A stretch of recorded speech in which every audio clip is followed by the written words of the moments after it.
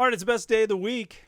It's Friday. Of course, that's great because it's the end of the week, but we also know it's great because it is the Morning Pitt Mailbag, where we take your questions all week, really from Tuesday or so until the end of the week. Take your questions on the message boards at Panther-Lair.com and answer as many as we can right here on the Friday edition of the Morning Pitt. The Morning Pitt Mailbag, I always look forward to this. I hope you do as well. I like taking these questions. I like you guys coming up with topics, and we got some great questions this week. A really fun one about Eli Holstein and Kenny Pickett pre-2021. And I think it's an interesting question. And I got the legal pad out for it. We got some stats. We got some numbers. We got some good questions. We got some judgment calls. We got some fun predictions on the longest play from scrimmage this year. And I haven't made up my mind on that one yet, but we'll just do it on the fly because that's what we like to do here on the Mailbag. It's the Morning Pitt. It's the Friday edition. It's youtube.com/Panther-Lair.com.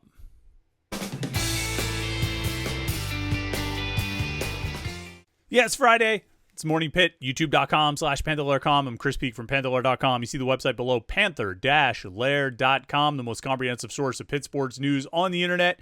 Pitt football, Pitt basketball, Pitt recruiting. You can find it all at Panther-Lair.com. Transfers, all that kind of stuff. And, of course, message boards to talk with other Pitt fans. All day, every day, Pitt fans are hanging out, talking to other Pitt fans on the message boards at Panther-Lair.com. It is the best online community of Pitt fans you're going to find. So you got the most comprehensive coverage of Pitt sports, and you've got the best online community of Pitt fans.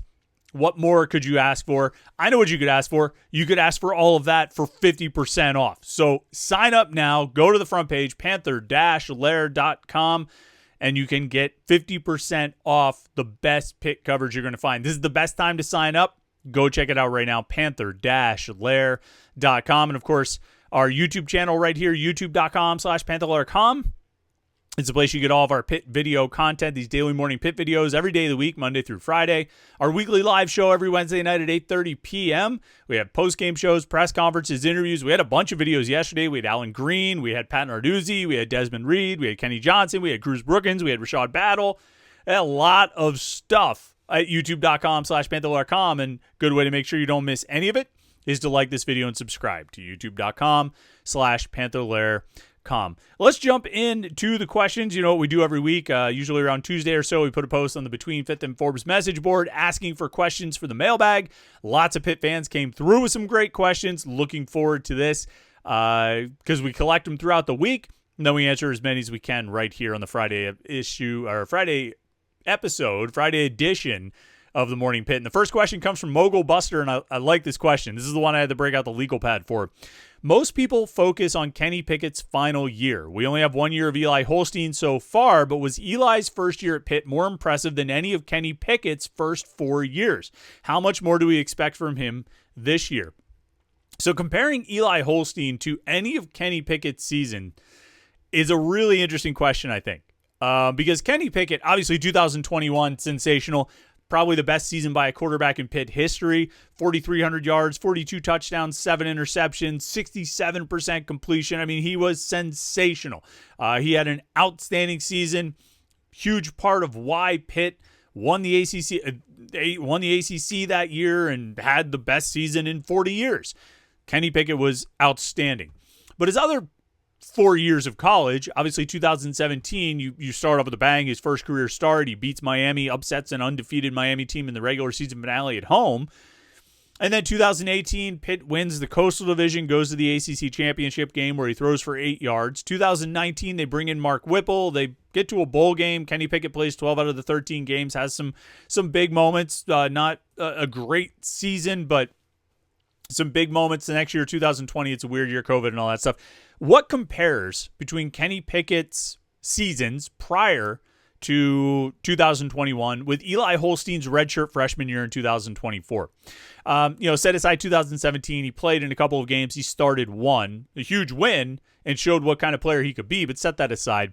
2018, Kenny Pickett threw for less than 2,000 yards and threw for 12 touchdowns and 6 interceptions. So just on the basis of yardage and touchdowns, Eli Holstein was far superior, even though Kenny Pickett played in 14 games and Holstein played in 10. But, of course, 2018 was also the year Pitt had 2 1,000-yard rushers in the same season for the first time in school history. That was a run-heavy offense, not exactly known for its passing game. Kenny Pickett wasn't great. He completed fewer than 60% of his passes, averaged 6.4 yards per attempt. Again, only 12 touchdowns in 14 games. He had some big games along the way, threw for 300 yards and 3 touchdowns to clinch the Coastal at Wake Forest, and had, I think, a big touchdown pass against Duke in a game that kind of went down to the wire. Ended up being a 9-point win, I think, for Pitt, but really went down to the wire. I think he had the game-winning touchdown pass. It was a big throw. So he had his moments, but it wasn't really a good season. The next year, when they brought in Mark Whipple, he threw for 3,000 yards, only 13 touchdowns and 9 interceptions. Yes, his touchdown-to-interception ratio was 13-9. He completed about 62% of his passes. Played in a pass-heavy offense. Obviously, had some big games in there, in some big plays. The win over UCF when he had the Pitt Six, or not the Pitt Six, the Pitt Special play. And then, they beat North Carolina for the first time since joining the ACC. Pickett had a big game in that one. Excuse me. But, overall about 3,000 yards. Again, with a lot of pass attempts and all that. And then 2020, probably a better season for Kenny Pickett than we give him credit for. He threw for 2,400 yards. Again, 13 touchdowns, 9 interceptions. His yards per attempt was up to 7.3. Touchdown percentage was interception percentage was a little bit higher than it had been the previous year, but his touchdown percentage went up a little bit as well. Anyway, 2019 is probably the year to compare, right? 2018, they were run heavy. 2020 was weird with COVID. 21, we all acknowledge, is the greatest season in Pitt history for a quarterback. And 2017, he didn't really play. So 2019, in a pass-heavy offense, Kenny Pickett threw for, 3,000 yards, 13 touchdowns, 9 interceptions. Eli Holstein last year threw for 2,200 yards, 17 touchdowns, and 7 picks. Now, he only played 10 games. Pickett played 12 in 2019. Let's try and compare these seasons, though. In 2019, while playing 12 games, Kenny Pickett had 5 300-yard games.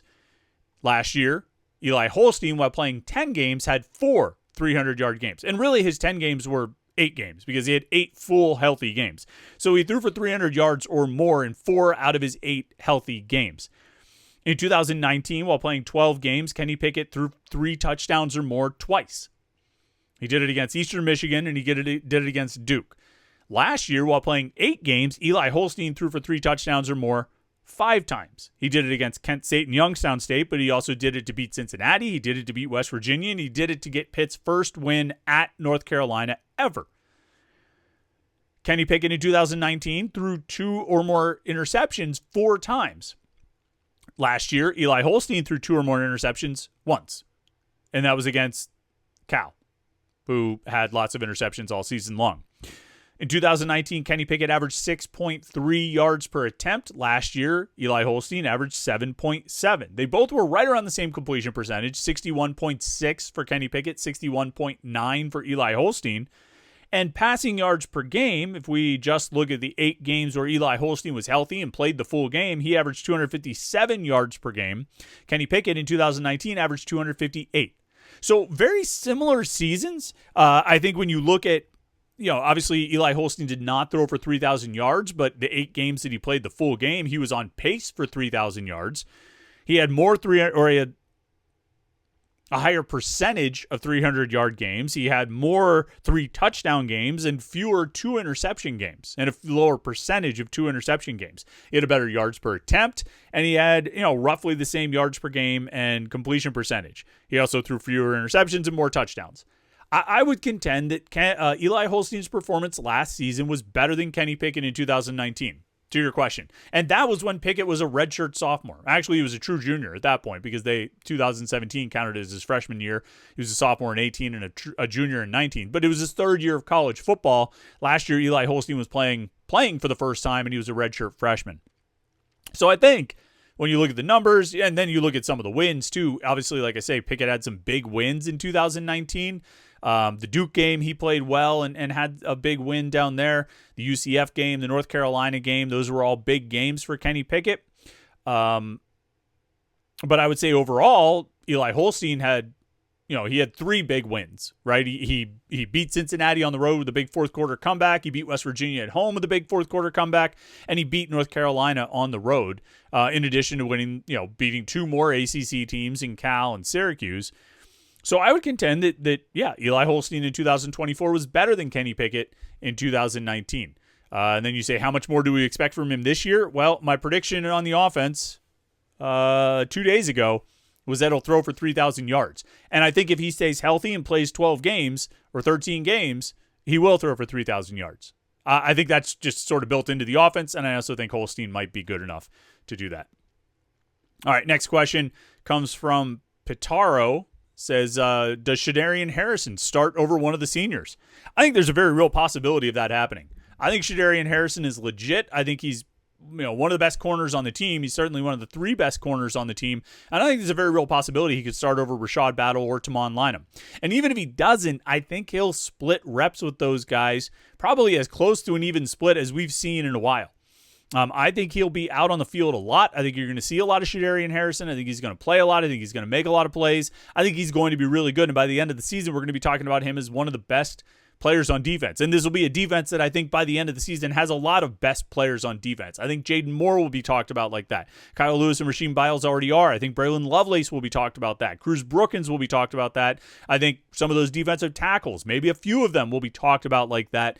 And I think Shadarian Harrison will be talked about like that. And, we have that sort of new way of referring to things.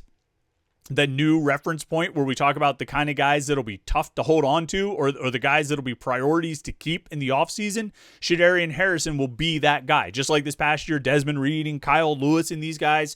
And before that, Kenny Johnson and all this.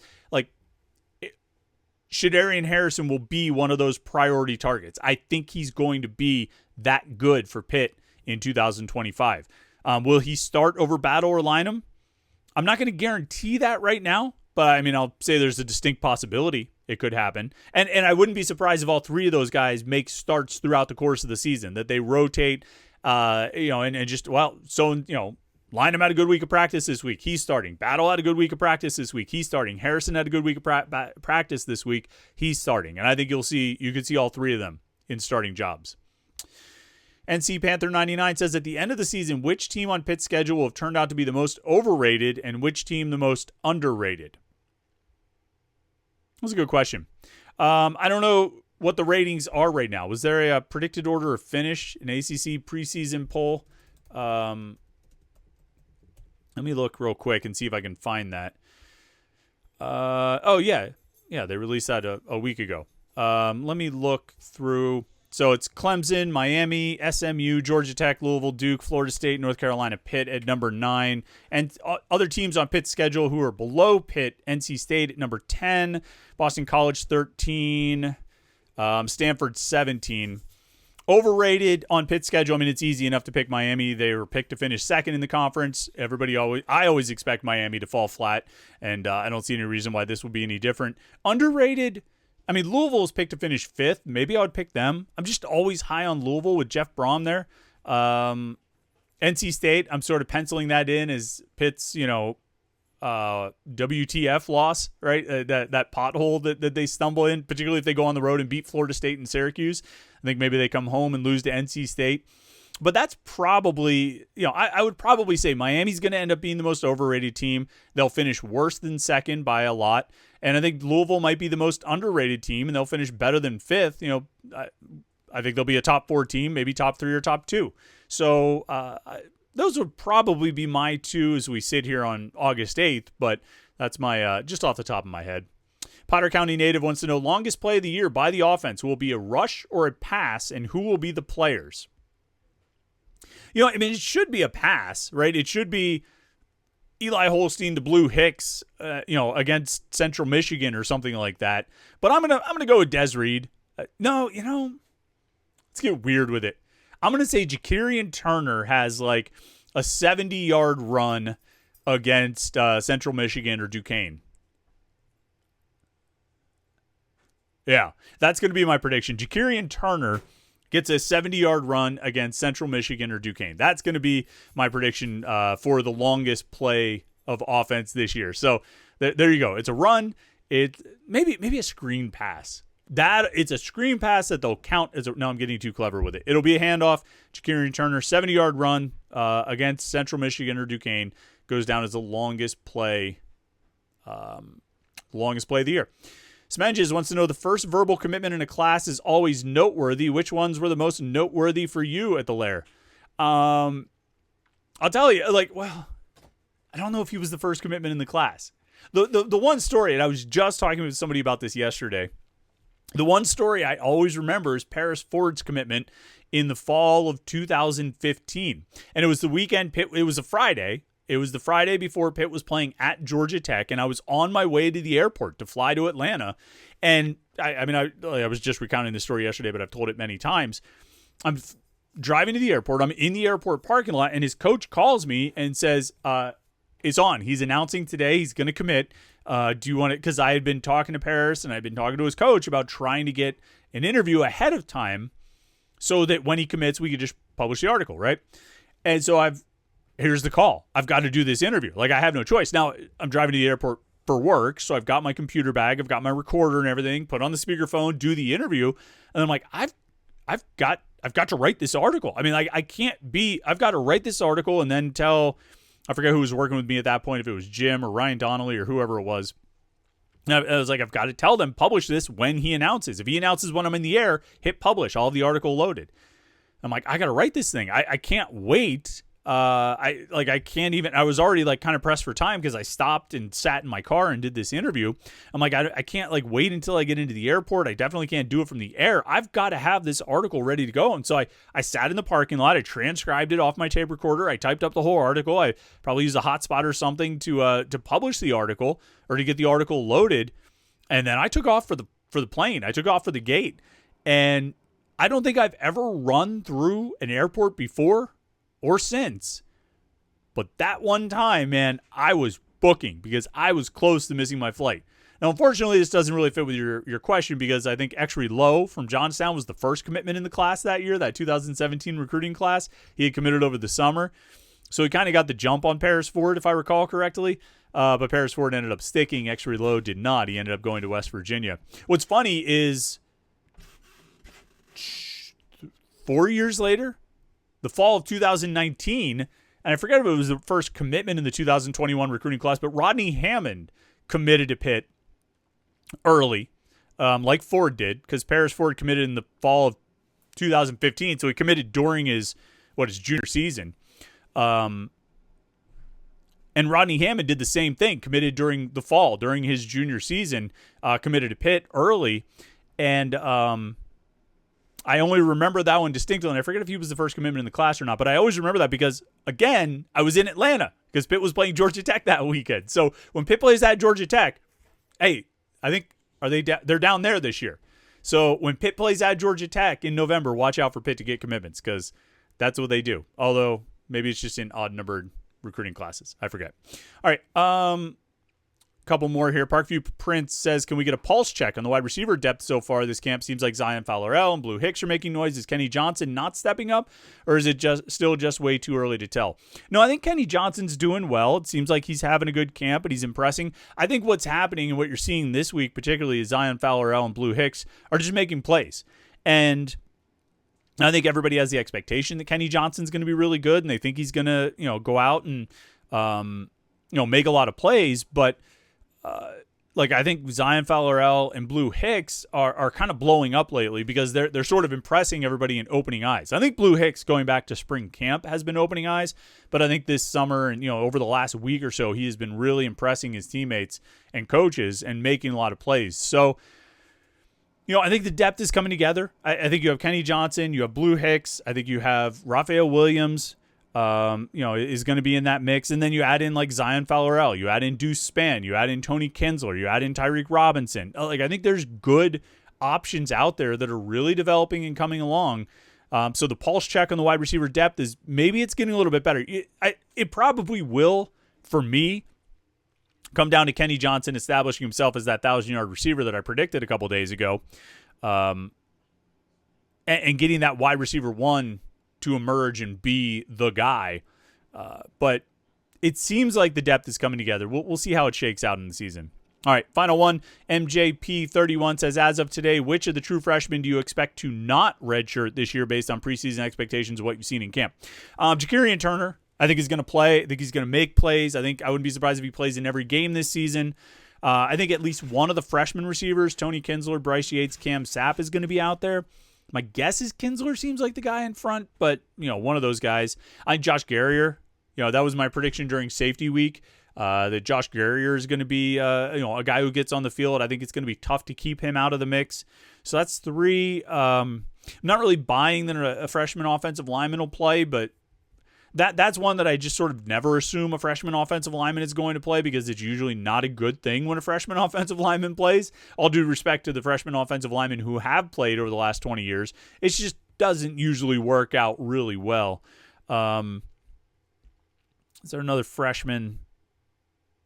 Those are probably the 3 main ones. Maybe Sean Lee, the cornerback, might get a shot. I wouldn't be surprised. I think he's going to be pretty good. So he might, be able to help on special teams and maybe get in the secondary rotation, down the rotation, 3 deep kind of thing, at least here for the first year as a true freshman. But those would probably be the guys I would think about. Those 3 or 4, or however many I just named, will probably be the ones that I would probably listen in that level of confidence too. Like Turner, a receiver, probably Kinsler, but we'll see. Garrier, and then maybe Sean Lee. And then there'll be somebody who surprises. At this point last year, I don't think I would have said Malachi Thomas. You know what I mean? I'm not sure if I would have said Jeremiah Marcelin. So there'll be some surprises out there. We'll find out who they are. All right, great questions this week. As always, we had a few left over, so we'll carry those over to next week. I always like doing that so we get a head start on the mailbag for next Friday. But it's been a lot of fun this week. I think we've had some fun on the Morning Pit. I appreciate everybody who tuned in and watched the video. Tell a friend, like this video and subscribe. What